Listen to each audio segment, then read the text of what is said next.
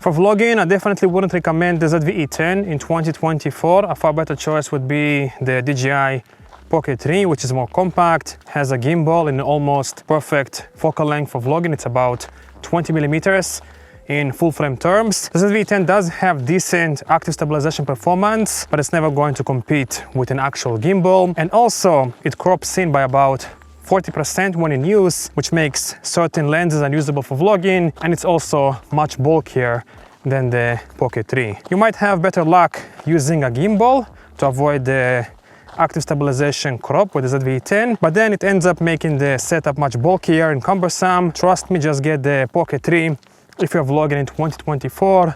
Is just better for that. However, as a main studio or second angle camera, the ZV-E10 is a fantastic choice in 2024. Based on my 2-year experience with this camera, it doesn't really overheat when recording for long periods of time in a comfortable room temperature, and I want to emphasize that. The autofocus is pretty much flawless for talking head shots. It has eye autofocus and all the latest Sony autofocus features. It's really compact, meaning you can easily mount it pretty much anywhere. It has a 3.5mm audio jack to plug in external microphones for better audio, and the video quality is a significant improvement over something like the DJI Pocket 3 when using it in a studio environment, especially when paired with a high quality prime lens from the wide selection that the E-mount ecosystem offers. I recommend exploring options from Sigma or Viltrox if you're on a budget, or you can opt for one of the top tier Sony lenses such as the 15mm f1.4. Currently I'm using the Sony 20mm f1.8, which is a full frame lens, but it also works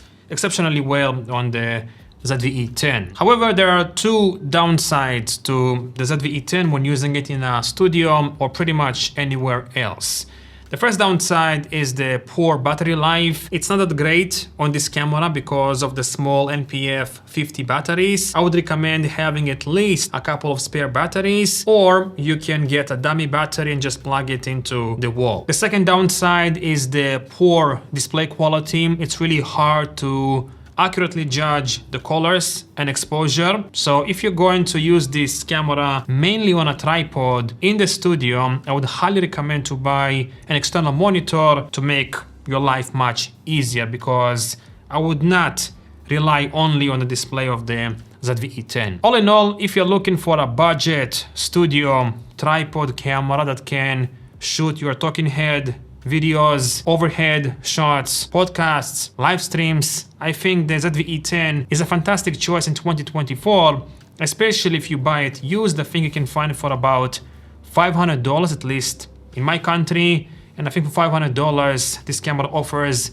a lot of good tech still, even in 2024. Now for traveling, the ZV-E10 can be a great choice in certain cases. If you are like me and most of your travel shots are shot on a tripod, then I don't think you'll be disappointed with the ZV-E10. I've made a dozen travel videos shot with this camera on a tripod. I'll link one of them in the upper corner, and I think I got fantastic results even when shooting in low light. However, for handheld work, I'm not really sure if it's going to be a great choice unless you're okay with having awful rolling shutter performance and 40% crop when using active stabilization. Personally, I shot an entire handheld video with this camera for a client, and he was more than happy with the results. You can watch the behind the scenes of that video right here. However, if I was mainly doing handheld work, I would probably not pick the ZV-E10 because of the awful rolling shutter performance and 40% stabilization crop when using active stabilization. You can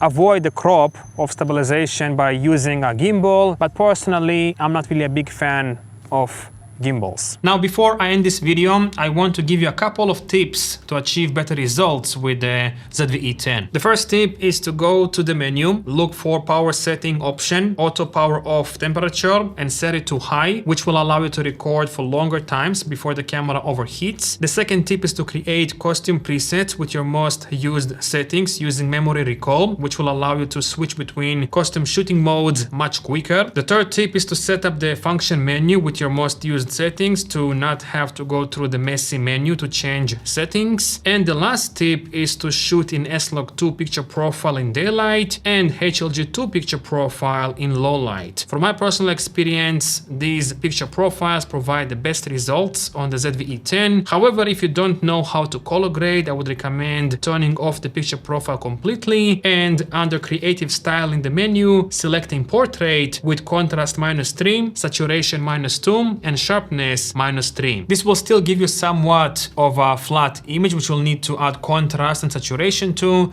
but it's not going to be as flat and technical as S-Log2, for example. Otherwise, I would highly recommend for you to learn how to color grade your footage. It's going to have a much bigger impact than buying a new camera or a new lens.